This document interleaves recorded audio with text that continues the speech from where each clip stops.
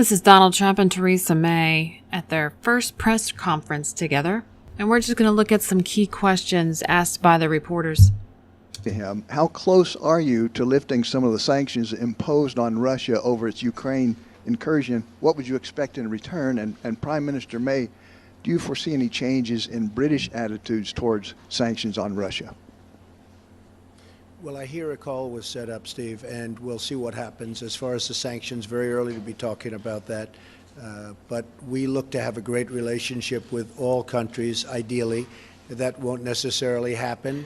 Unfortunately, probably won't happen with many countries. But if we can have, as we do with Prime Minister May and the relationship that we've all developed, and even in the short relationship that we've just developed just by being with each other, we can have lunch, and we've really had some very interesting talks and very productive talks.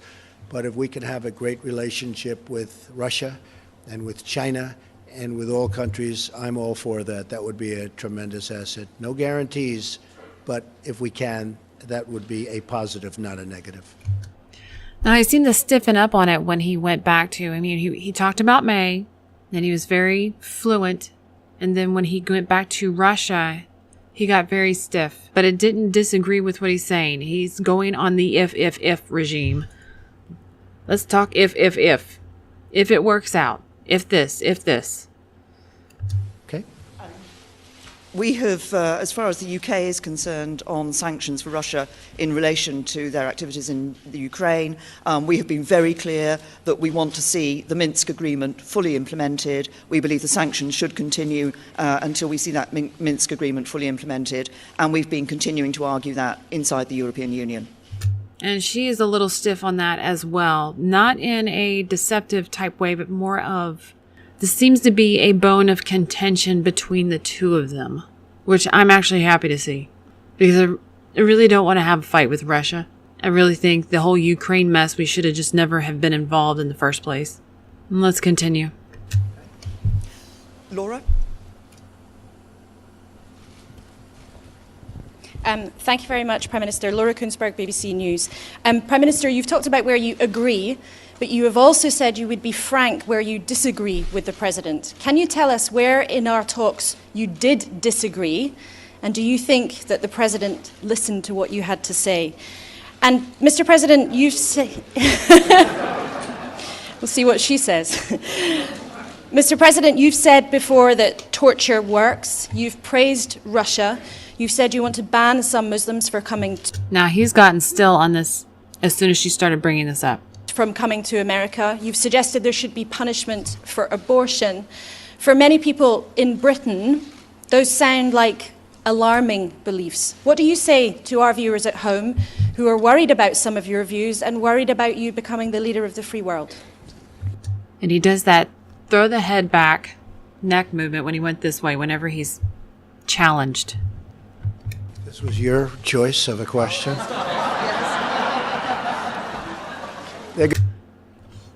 You notice how, she actually really is very submissive to Donald, our President Donald Trump, and she went into herself. Goes that relationship. On the issue that you raised with me, Laura, can I confirm that the President, I've been listening to the President and the President has been listening to me. That's the point of having a conversation and a dialogue. And we have been discussing a number of topics. We'll carry on after this press conference meeting and discussing a number of other topics. And there will be times when we disagree and issues on which we disagree. The point of the special relationship is that we are able to have that open and frank discussion so that we are able to make that clear when it happens. But I'm clear also that there are many issues on which the United Kingdom and the United States stand alongside one another, many issues on which we agree. And I think, as I said yesterday, Many issues on which they agree. And I think in this one, it's really on what they're saying because they are agreeing with themselves. They get stiffened up on touchy subjects, but when they're speaking, they are agreeing with themselves. In my speech, that we are at a moment now when we can build an even stronger special relationship, which will be in the interests not just of the UK and the United States, but actually in the interests of the wider world as well. Very good. We have a great general who has just been appointed Secretary of Defense. General James Mattis, and he has stated publicly that he does not necessarily believe in torture or waterboarding, or however you want to define it. Enhanced interrogation, I guess, would be a word that a lot of people would like to use. I don't necessarily agree, but I would tell you that he will override because I'm giving him that power. He's an expert. He's highly respected. He's the general's general. Got through the Senate very, very quickly, which in this country is not easy, I will tell you. And so I'm going to rely on him. I happen to feel that it does work. I've been open about that for a long period of time. But I am going with our leaders. And we're going to win with or without. But I do disagree. As far as, again, Putin. Now his body's been singing with him, and he's about to talk about Putin. And Russia, I don't say good, bad, or indifferent. I don't know the gentleman. I hope we have a fantastic relationship. Good, bad, or indifferent. And he's kind of stuck in this position where he's just leaving his arms open. And I wish we could see more, because it's hard to tell if it's just a mental block that he doesn't want to close off, or if he really feels open to the whole Putin in Russia. That's possible, and it's also possible that we won't. We will see what happens. I will be representing the American people very, very strongly, very forcefully. And if we have a great relationship with Russia and other countries, and if we go after ISIS together, which has to be stopped, that's an evil that has to be stopped, I will consider that a good thing, not a bad thing. How the relationship works out, I won't be able to tell you that later. I've had many times where I thought I'd get along with people, and I don't like them at all. And I've had some where I didn't think I was going to have much of a relationship, and it turned out to be a great relationship. So, Theresa, we never know about those things, do we? But I will tell you one thing, I'll be representing the American people very strongly. Now, listening to him and watching him, he seems to be very open to the whole Putin in Russia.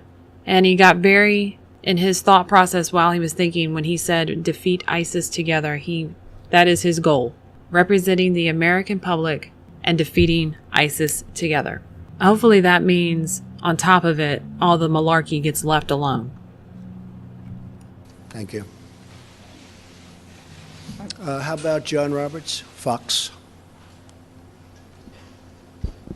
Mr. President, thank you so much, Madam Prime Minister. It's my understanding, Mr. President, that you had an hour-long phone call this morning with President Enrique Peña Nieto of Mexico. Could we get an update on where the relationship is? Further to that, what do you say to your critics who claim that you have already soured a relationship with a very important U.S. ally? And Madam Prime Minister, if I may ask you as well, are you concerned about the state of relations between the United States and Mexico? Sir. Well, I think the Prime Minister, first of all, has other things that she's much more worried about than Mexico and the United States relationship. But I will say that we had a very good call. I have been very strong on Mexico. I have great respect for Mexico. I love the Mexican people. I work with the Mexican people all the time. Great relationships. But as you know, Mexico, with the United States, has out-negotiated us and beat us to a pulp through our past leaders. They've made us look foolish. We have a trade deficit of 60. Now, in answering this question, as we're watching his body, and he's moving a lot more in all, he's a lot more comfortable speaking on Mexico than he is on the Russian situation. $1 billion with Mexico. On top of that, the border is soft and weak. Drugs are pouring in, and I'm not going to let that happen. And General Kelly is going to do a fantastic job at Homeland Security. As you know, we swore him in yesterday. We have a really, I think, a very good relationship, the President and I. And we had a talk that lasted for about an hour this morning. And we are going to be working on a fair relationship and a new relationship. But the United States cannot continue to lose vast amounts of business, vast amounts of companies, and millions of people losing their jobs. That won't happen with me. We're no longer going to be the country that doesn't know what it's doing.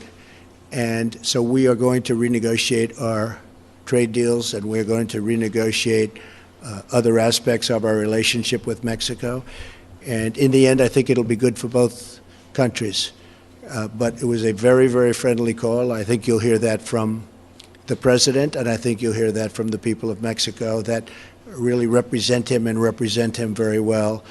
And I look forward to, over the coming months, we'll be negotiating, and we'll see what happens. But I'm representing the people of the United States, and I'm going to represent them as somebody should represent them, not how they've been represented in the past, where we lose to every single country.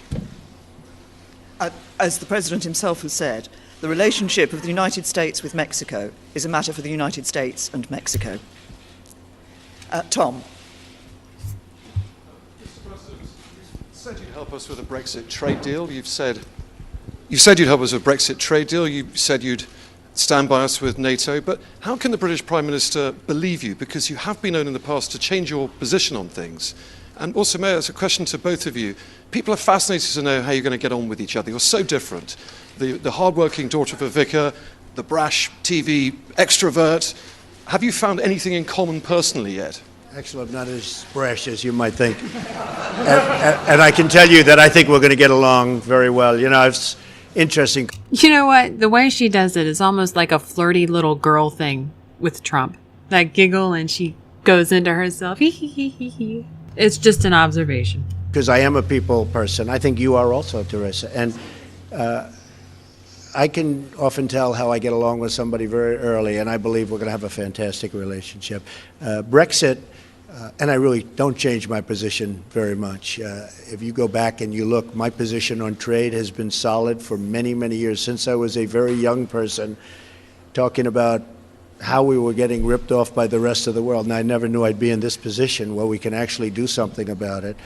But we will be talking to your folks about Brexit. Brexit was an example of what was to come. And I happened to be in Scotland at Turnberry cutting a ribbon when Brexit happened. And we had a vast amount of press there. And I said, Brexit, this was the day before, you probably remember, I said, Brexit is going to happen. And I was scorned in the press for making that prediction. I was scorned. And I said, I believe it's going to happen because people want to know who's coming into their country and they want to control their own trade and various other things. And lo and behold, the following day, it happened. And the odds weren't looking good for me when I made that statement because, as you know, everybody thought it was not going to happen. I think Brexit's going to be a wonderful thing for your country. I think when it irons out, you're going to have your own identity, and you're going to have the people that you want in your country, and you're going to be able to make free trade deals without having somebody watching you and what you're doing. And I had a very bad experience. I had something when I was in my other world. I have something in another country, and getting the approvals from Europe was very, very tough. Getting the approvals from the country was fast, easy, and efficient. Getting the approvals from the group, I call them the consortium, was very, very tough. But I thought Brexit, I think it'll go down, that it will end up being a fantastic thing for the United Kingdom. I think in the end, it will be a tremendous asset, not a tremendous liability. Okay?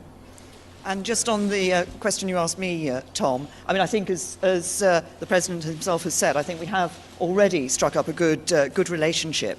But you asked what we had in common. I think if you look at the approach that we're both taking, I think one of the things we have in common is that we want to put the interests of ordinary working people right up there, centre stage. Those people who, they're working all the hours, they're doing their best for their families, and sometimes they just feel the odds are stacked against them. And it's that interest in ensuring that what we do, that the economies, our economies and our governments actually work for ordinary working people, work for everyone in our countries. I think we both share that. Thank you very much. Thank you. Thank you very much. And that's the end of the press conference. I didn't sit there and do any of the speech beforehand, just more malarkey. Nothing really changed. But those questions were really good. If you liked it, leave a like. If you liked the content, please subscribe. Thanks for watching.